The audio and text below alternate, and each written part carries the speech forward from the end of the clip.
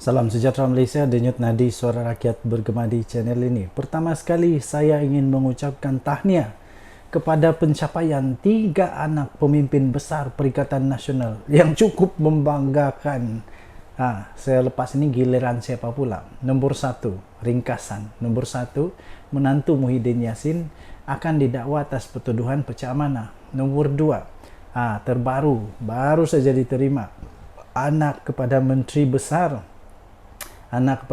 Besar Perlis telah pun disahkan telah pun ditahan oleh SPRM kerana terlibat dengan pemalsuan dokumen melibatkan RM600,000. Kemudian apa lagi? Anak Hamzah Zainuddin. Semua besar-besar ni, pemimpin-pemimpin yang luar biasa, pemimpin-pemimpin yang mengaku cuba buat negara akan bertambah baik lah, apalah, macam-macam lah. Tapi kita ucapkan tahniah lah. Kerana apa? Kerana mereka berjaya. Mereka berjaya di dalam cubaan tersebut. Tapi yang paling kesian sekarang, yang paling menyedihkan ialah apabila anak-anak mereka ini pula yang didapati terlibat dan disahkan terlibat pula, sedang disiasat pula oleh SPRM. Anak menantu pertama sekali, menantu Muhyiddin Yassin. Of course, yang pertama sekali menantu Muhyiddin Yassin lah. Menantu Muhyiddin Yassin akan didakwa atas pertuduhan pecah amanah. Kemudian pemalsuan dokumen. Pemalsuan dokumen dan buat tuntutan palsu. SPRM telah sahkan menahan anak Menteri Besar Perlis. Kemudian anak Hamzah Zainuddin didakwa mengemukakan dokumen palsu dan memiliki minyak masak lebihan. Jadi sila jawab, jangan berdiri, jangan lari, sila jawab. 3 pencapaian anak pemimpin PN yang membanggakan. Lepas ini giliran siapa pula? Satu demi satu pencapaian anak beberapa pemimpin Perikatan Nasional PN muncul dan hangat diperkatakan oleh rakyat Malaysia. Saya nak ucapkan tahniah. Pada masa sama, penyokong tegar pembangkang yang mesra dipanggil walaun dilihat tidak pula berbunyi apabila ada keluarga pemimpin mereka terlibat dalam kes mahkamah. Sanusi nak komen apa lepas ni? Sanusi nak apa lepas ni? Menantu pengurusi PN, menantu pengurusi Perikatan Nasional Tan Sri Muhyiddin Yassin yang sekarang ini jadi pelarian, sudah jadi pelarian. Datuk Sri Muhammad Adlan Berhan sudah hilang dari negara Malaysia sejak bila? Sejak Mei tahun lalu lagi, dah setahun ni. Dia dan peguamnya Mansur Saad menghadapi pertuduhan pecah amanah jenayah CBT oleh Suruhanjaya Pencegahan Rasuah Malaysia SPRM. Mereka menghadapi pertuduhan berkaitan pendakwaan kes rasuah dan penyelewengan yang berhubung dengan projek berkaitan pendaftaran, pengambilan serta penyimpanan biometrik pekerja asing di sebuah kementerian. Bagaimanapun, Adlan 48 dan Mansur 69 dipercayai telah melarikan diri daripada negara ini masing-masing pada 17 Mei dan 21 Mei tahun lepas. Adlan mempunyai alamat terakhir di Sunway Kiara Hills. Manakala Mansur pula beramat terakhir di SS19 1C Subang Jaya Selangor. Namun Adlan dalam satu kenyataan melalui peguamnya Datuk Baljit Singh Sidhu menafikan dia lari daripada pihak berkuasa dan menyatakan akan pulang ke tanah air bagi membantu siasatan. Pada Oktober tahun lalu, polis telah mengesahkan telah menyerah dokumen yang diperlukan kepada Interpol untuk permohonan notis merah terhadap Adlan dan Mansur. Kedua, iaitu anak Setiausaha Agung Perikatan Nasional.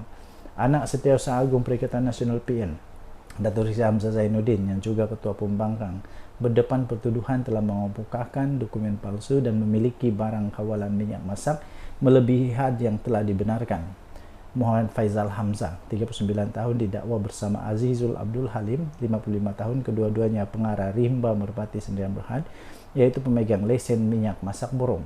Mereka didakwa memberikan maklumat palsu dengan mengeluarkan invoice palsu mengenai penjualan minyak itu kepada syarikat peruncit tempatan Pasar Segar Din Maju yang menyalahi Seksyen 8-4 Akta Kawalan Bekalan 1961. Berikutan itu mereka didakwa mengikut Seksyen 8-4-B Akta Kawalan Bekalan 1961 yang boleh dihukum di bawah Seksyen 22-2 Akta yang sama.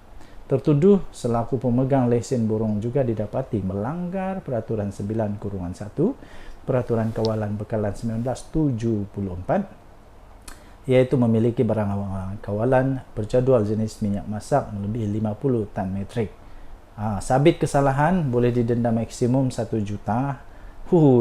Maksimum 1 juta ringgit Malaysia dan penjara tidak melebihi 3 tahun atau kedua-duanya. Bagi kesalahan kali kedua dan seterusnya, boleh didenda maksimum 3 juta atau penjara maksimum 5 tahun atau kedua-duanya. Nombor 3, yang baru masuk dalam list. Tahniah diucapkanlah.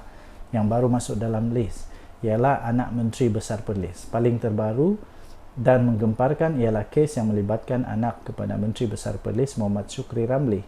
Anak lelaki pengerusi Perikatan Nasional Perlis itu antara 6 individu yang direman oleh SPRM.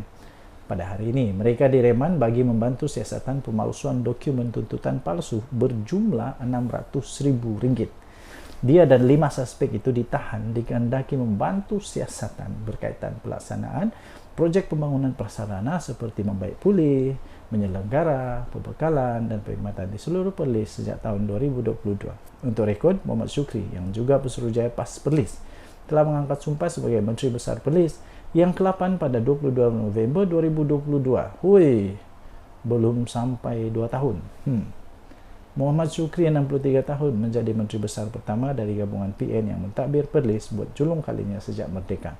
Gabungan PN menang 14 daripada 15 kerusi Dewan Undangan Negeri dalam pilihan raya umum ke-15 pada 2022 yang lalu. Tahniah diucapkan kepada semua anak-anak yang hebat ini. Tahniah diucapkan kepada pemimpin-pemimpin Perikatan Nasional yang berjaya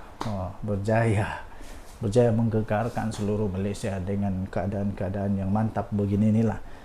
Apa-apapun kita di Malaysia, ingat apa-apapun kita di Malaysia, kita harus tahu selagi mahkamah kata belum bersalah, selagi belum ada keputusan daripada mahkamah, belum lagi bersalah lah itu. Jadi sampai sekarang belum ada keputusan dari mahkamah sama ada mereka bersalah atau tidak. Jadi jangan dulu kita buat spekulasi kononnya mereka semua sudah bersalah apakah tidak, belum lagi ya. Tapi yang pasti SPRM sudah tangkap anak Menteri Besar Perlis, kemudian anak Hamzah Zainuddin sudah didakwa, kemudian anak menantu kepada Muhyiddin Yassin mau didakwa oleh SPRM, didakwa oleh kerajaan, didakwa oleh mahkamah lah, mau didakwa oleh mahkamah, tetapi apa? Dia melarikan diri dan dia kata akan balik, sampai sekarang tak balik-balik. Sudah diberikan dokumen-dokumen untuk memohon kepada Interpol untuk jadikan mereka notis merah.